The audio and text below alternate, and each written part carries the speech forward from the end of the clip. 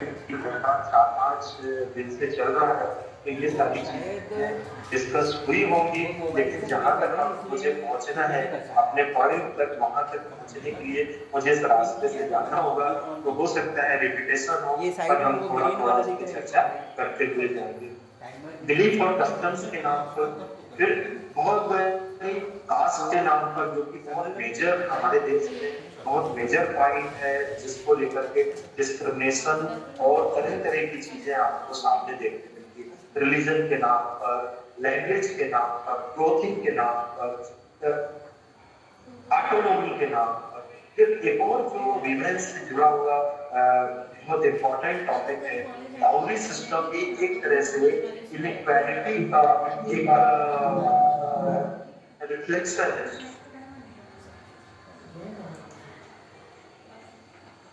Then फिर education education में भी आप देखेंगे कि बहुत ज्यादा पार्टिसिपेशन, खासतौर पर जो हमारे रूरल एरियाज है वहां पर गर्ल्स का एजुकेशन में पार्टिसिपेशन।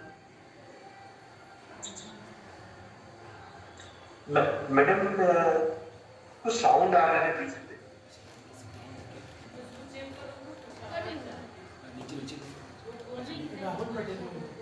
वही स्पीकर है sir. Hello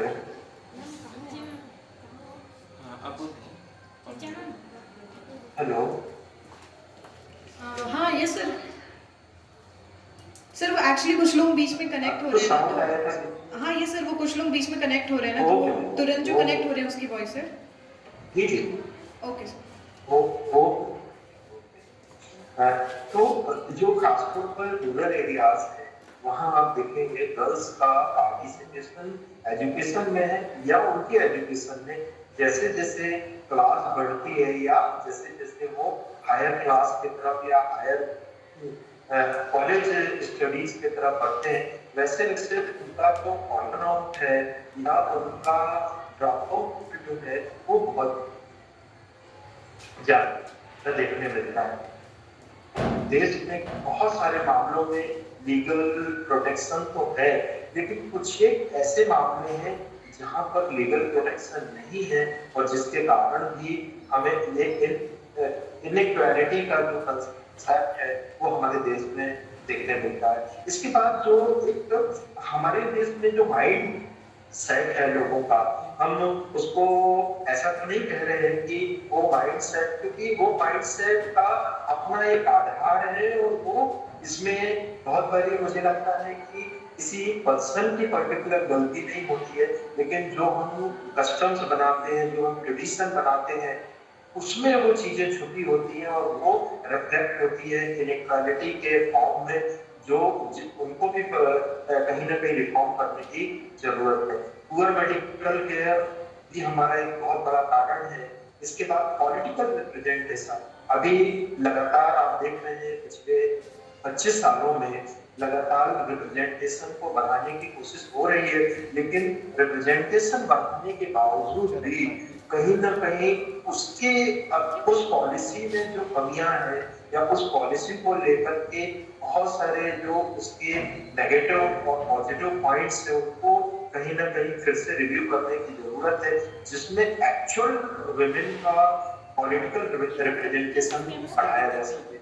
then socio economic status भी एक हमारे यहाँ डिस्क्रिमिनेशन का बहुत बड़ा कारण है।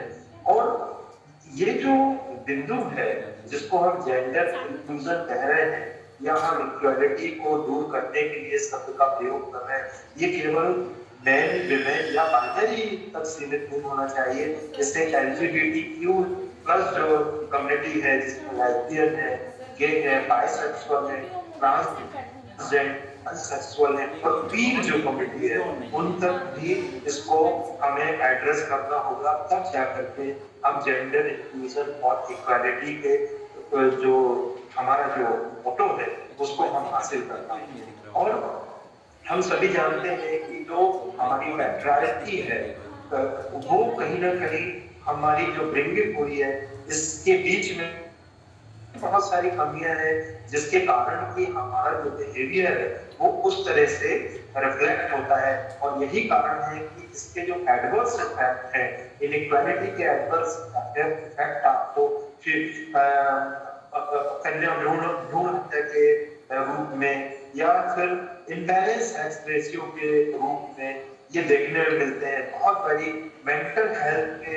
बहुत इशू जिन पर हम अभी आगे चर्चा करेंगे उसको एड्रेस करते हुए देखने मिलते हैं। और अनसेफ एनवायरनमेंट डेवलप होता है। और यही कारण है कि हम इन जो एक हम इनइक्वालिटी को दूर करना चाहते हैं, परंतु जो कुछ ऐसी चीजें हैं जो लगातार हमारे सामने होती है जिसके कारण हम उसको नहीं कर पाते हैं या उसमें कहीं ना कहीं कुछ ना कुछ कमी रह जाती है। हमारा जो आज का टॉपिक है साइकोलॉजिकल पर्सपेक्टिव्स, ये इस जेंडर इक्वालिटी को एड्रेस करने के लिए बहुत अच्छा टूल्स है, या हम इसको कह सकते हैं कि इस दिशा में भी बहुत ज्यादा ध्यान देने की जरूरत है। जब हम किसी एम को लेकर के चलते हैं, उद्देश्य को लेकर के चलते हैं, तो उसके बहुत सारे अलग अलग पहलू हो सकते हैं। सोशल हो सकते हैं, कल्चरल हो सकते हैं, इकोनॉमिकल हो सकते हैं, या अन्य पहलू हो सकते हैं। लेकिन उसमें और जो महत्वपूर्ण भूमिका एक पक्ष निभाता है वो है साइकोलॉजिकल एस्पेक्ट। तो यदि हमको इक्वालिटी के कंसेप्ट को लेकर के आना है तो स्वाभाविक है हमें बिहेवियर में पॉजिटिव चेंज करना होगा। और वो जो पॉजिटिव चेंज है वो इंडिविजुअली इस संबंध में कर पाना बड़ा मुश्किल है। जैसे हम सभी जानते हैं काउंसलिंग की फैसिलिटी या साइकोथेरेपी की फैसिलिटी 1-to-1 में अवेलेबल है, लेकिन हमको इसको मास पॉपुलेशन एड्रेस करना होता है। तो एजुकेशन एक बहुत अच्छा होता है जो पॉजिटिव बिहेवियर से होता है। अगर एजुकेशन को अपना एक टूल बनाए तो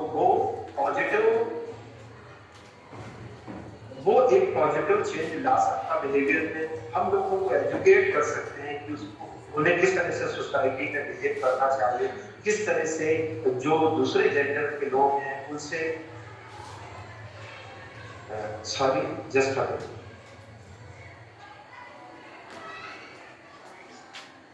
मास पॉपुलेशन को एड्रेस कर सकते हो। और वो एजुकेशन आप पाठ्यक्रमों के माध्यम से, अलग अलग सेमिनार्स के माध्यम से, वर्कशॉप के माध्यम से, व्याख्यानों के माध्यम से हम उस एजुकेशन को दे सकते हैं। इसके बाद एटीट्यूड में चेंज लाने की बहुत जरूरत है।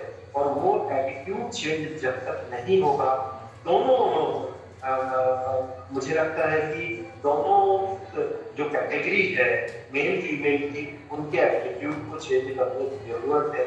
हम सोशल स्ट्रक्चर जो हमारा है उसमें बहुत सारे स्टीरियोटाइप्स जो रूढ़ियां हैं वो कहीं ना कहीं घर पर जाती हैं और वही भी हमारे बिहेव को या हमारे बिहेवियर को डिसाइड करती हैं। और बहुत बड़ी अनकॉन्शियस लेवल से सबकॉन्शियस लेवल से भी अपने रिफ्लेक्शन को दिखाती है। और हम किसी पर्टिकुलर एक जेंडर के लिए एक विशेष तरह की एक सोच या हम उस तरह की भावनाएं विकसित कर लेते हैं जो कि उन एक इनइक्वालिटी को पैदा करती है। इसके बाद हम जो हमारी स्टीरियोटाइप्स हैं, जो हमारी युक्तियां हैं, उनमें भी हमें सेल्फ रिफ्लेक्शन की जरूरत है कि हम अपने अंदर देखें कि क्या कहीं ऐसा तो नहीं है कि हमारे अंदर कुछ गलत धारणाएं हैं जो कि आज की सोसाइटी के हिसाब से या फिर आज के परिदृश्य के हिसाब से वो अच्छी नहीं है, लेकिन वो कहीं ना कहीं उसको हम फॉलो करते हैं। फिर हमारा जो सत्तात्मक जो समाज है उसको भी कहीं ना कहीं बदलने की जरूरत है। और ऐसे हार्मफुल जो स्टीरियोटाइप्स है जो लगातार नुकसान पहुंचाते हैं उनको भी कहीं ना कहीं एड्रेस करने की जरूरत है, उनको बदलने की जरूरत है। फिर हम जो पावर हमारे देश का या किसी, चाहे वो केंद्र सरकार हो, राज्य सरकार हो या लोकल जो गवर्नमेंट है, वहां पर जो पावर का जो डिस्ट्रीब्यूशन है वो यदि बराबर जेंडर के हिसाब से वो इक्वल रहेगा तो ही हम मान सकते हैं कि जिन सुधारों की हम चर्चा कर रहे हैं वो सुधार बहुत बेहतर तरीके से लागू किए जा सकते हैं। लेकिन यदि मान लीजिए सत्ता किसी एक जेंडर के हाथ में है तो उन सुधारों को इतने अच्छे से लागू कर पाना मुझे लगता है कंपैरेटिवली कठिन होता है। और उसका एक, हम उसको एक अलग तरह से अगर हम देखें कि कोई व्यक्ति जिस समस्या को महसूस कर रहा है या वो उसका ग्रसित है तो वो उस चीज को ज्यादा अच्छे से महसूस कर सकता है क्योंकि उसने उस समस्या को या उस चीज को महसूस किया है। तो जब उसके सुधार की बात होती है या उसको रेक्टिफाई करने की बात होती है तो वो ज्यादा अच्छे से, क्योंकि वो सिचुएशन में रहा है तो वो ज्यादा अच्छे से उसके लिए पॉलिसी भी बना सकता है।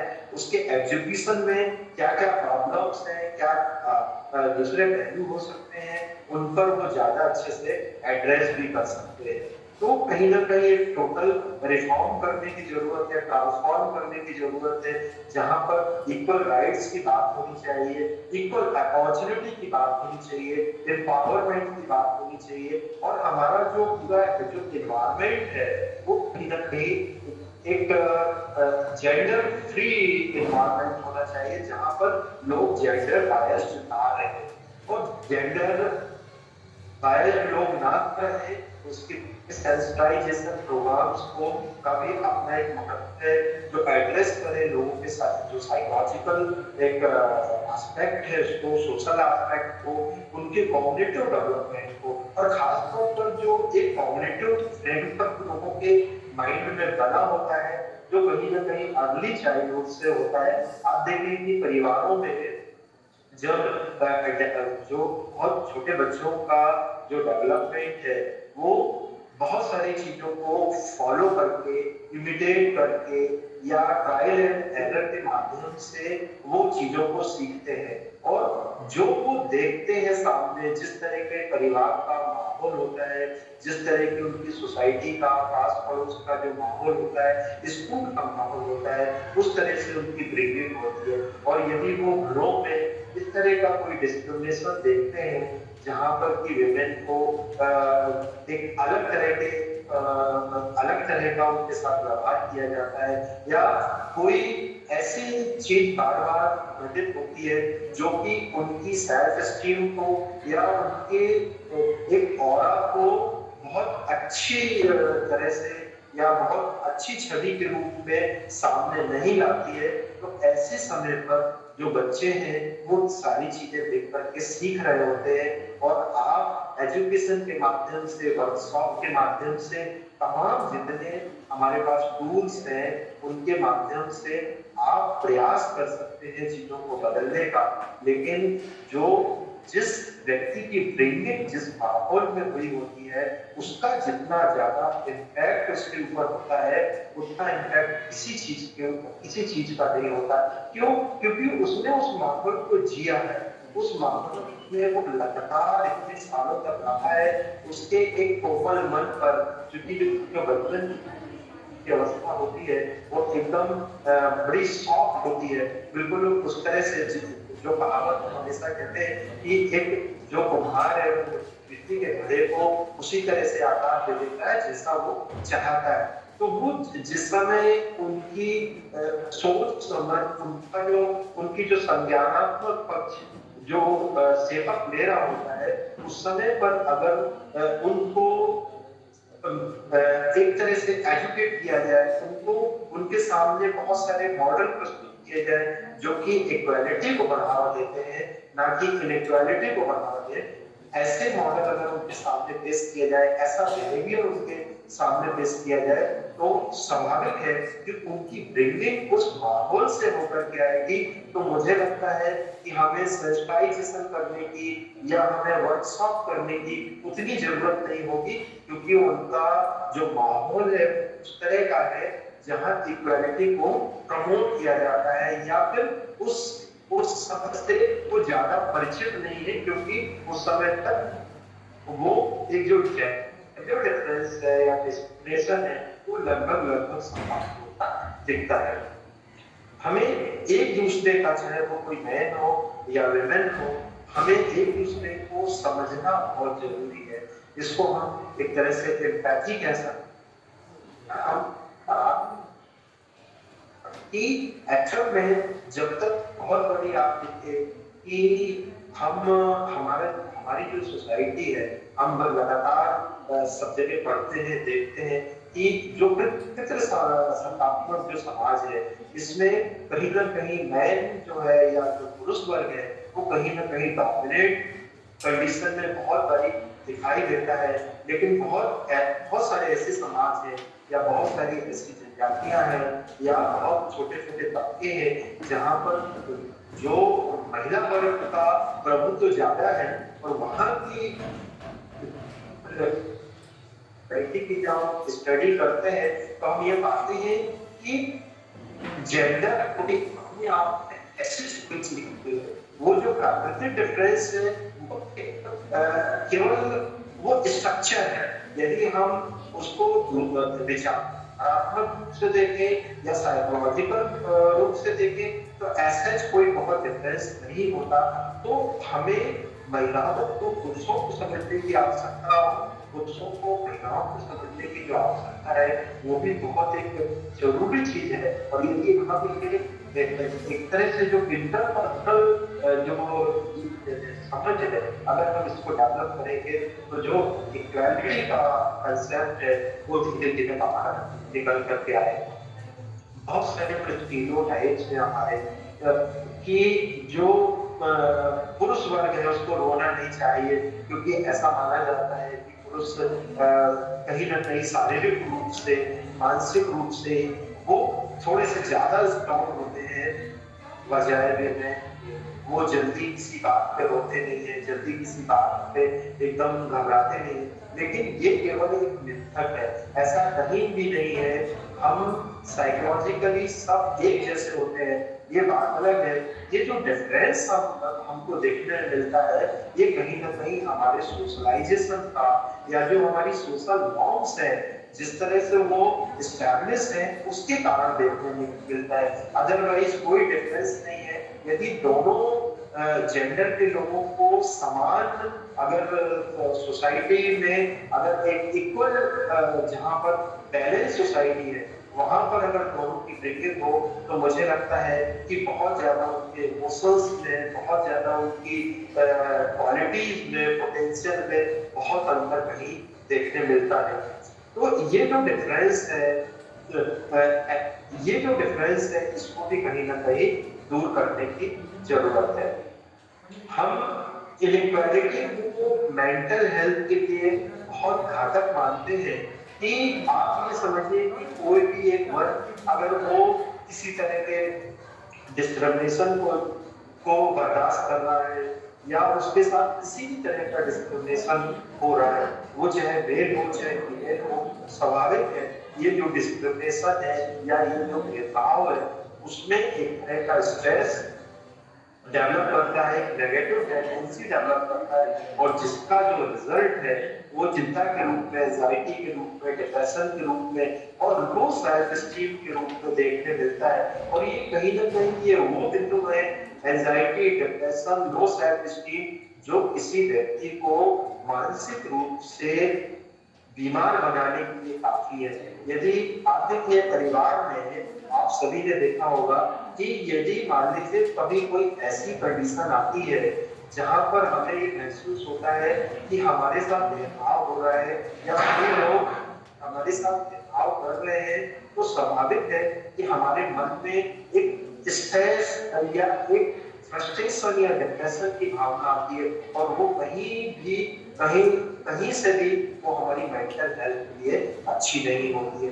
तो हम इस इनइक्वालिटी को मेंटल हेल्थ के लिए बहुत घातक मानते हैं। और मेंटल हेल्थ यदि किसी समाज की उसमें रहने वाले लोगों की अगर मेंटल हेल्थ अच्छी नहीं है तो ऐसा समाज ना तो बहुत अच्छे से डेवलप कर सकता है, ना उसमें बहुत अच्छी हार्मोनी रह सकती है, और ना ही उसका जो माहौल है वो बहुत अच्छा रह सकता है। अभी आप लगातार देखो कि न्यूज पढ़ते हैं कि यहाँ ये घटना हो गई, वहां वो घटना हो गई। अभी 2-3 दिन पहले की एक घटना का जिक्र करना चाहूंगा कि एक बच्चे ने अपने फादर को शूट कर दिया और उनकी डेथ हो गई। अब इस तरह की जो एबनॉर्मेलिटीज है जो सोसाइटी में देखने मिल रही है, या आप लगातार देखते हैं कि डाउरी सिस्टम की वजह से विमेन ने सुसाइड कर लिया, या किसी महिला ने सुसाइड अटेम्प्ट किया है, ये कहीं ना कहीं कोई व्यक्ति अगर सुसाइड कर रहा है, कोई व्यक्ति अगर इस तरह से एक मतलब अपराधी की भूमिका में वो दिखाई देने लगा है, तो कहीं ना कहीं उसकी मेंटल हेल्थ खराब है। और अगर किसी भी समाज में रहने वाले लोगों की मेंटल हेल्थ किन्हीं भी कारणों से अगर अच्छी नहीं है, तो वो उस समाज के लिए हमेशा नुकसानदायक होती है, और वो समाज लगातार बहुत सारे पैरामीटर्स में पीछे जाता रहता है। हमें अवेयरनेस को बढ़ाने की जरूरत है, जहां पर कि इस तरह का माहौल हो जहां हम दोनों जेंडर्स को इक्वल नजरिए से, और हम मुझे लगता है कि शायद जब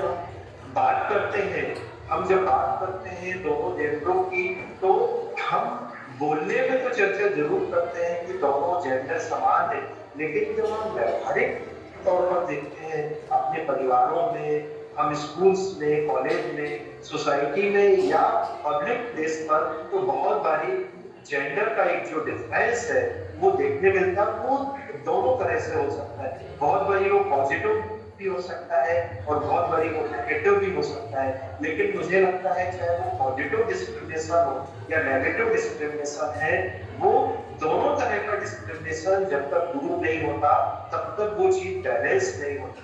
तो हमें उस बैलेंस को बनाने के लिए दोनों जेंडर्स के लोगों पर बराबर ध्यान देने की जरूरत है। बहुत बड़ी जैसे अभी जो जहां पर गवर्नमेंट के रूल रेगुलेशन लागू होते हैं, जहां पर ऑर्गेनाइज में जहां पर काम हो रहा है, वहां पर तो जो वेजेस है, मतलब जो वेतन है महिलाओं और पुरुषों का वो समान है। लेकिन आप जब ग्रामीण क्षेत्रों में जाएंगे, थोड़ा सा ऐसे अनस्ट्रक्चर्ड जो एरियाज हैं हमारे, जो असंगठित एरिया है, वहां पर आपको वेज का भी गैप देखने मिलेगा कि महिलाओं और पुरुषों को अलग अलग तरह से वेतन दिया जाता है, या उनको अलग अलग तरह से दिहाड़ी दी जाती है। ये भी एक बड़ा डिफरेंस है, जो कि बहुत मौन रूप से समाज स्वीकार भी करता है, और समाज में इसको लेकर के बहुत ज्यादा जागरूकता नहीं होती है। बहुत बारी आप मीडिया के माध्यम से, वो प्रत्यक्ष रूप से या अप्रत्यक्ष रूप से, हमारे लिटरेचर के माध्यम से, बहुत बारी जो हमारी टेक्स्ट बुक होती है या किसी भी तरह का जो लिटरेचर है, उसके माध्यम से प्रत्यक्ष रूप से शायद ना भी हो, लेकिन अप्रत्यक्ष रूप से बहुत बड़ी जो जेंडर डिफरेंस है या जेंडर डिस्क्रिमिनेशन है वो देखने मिलता है। हमें बिहेवियर मॉडिफिकेशन को अपनाने की जरूरत है। जो हमारा रोजमर्रा का व्यवहार है, हमारी जो रोजमर्रा की जो एक्टिविटीज है, उनमें जब तक हम सुधार लेकर के नहीं आएंगे, तो हमारा जो मोटिव है या जो हमारा उद्देश्य है वो पूरा नहीं होगा। और आप किसी विषय पर अगर इतना चिंतित होते हैं कि हम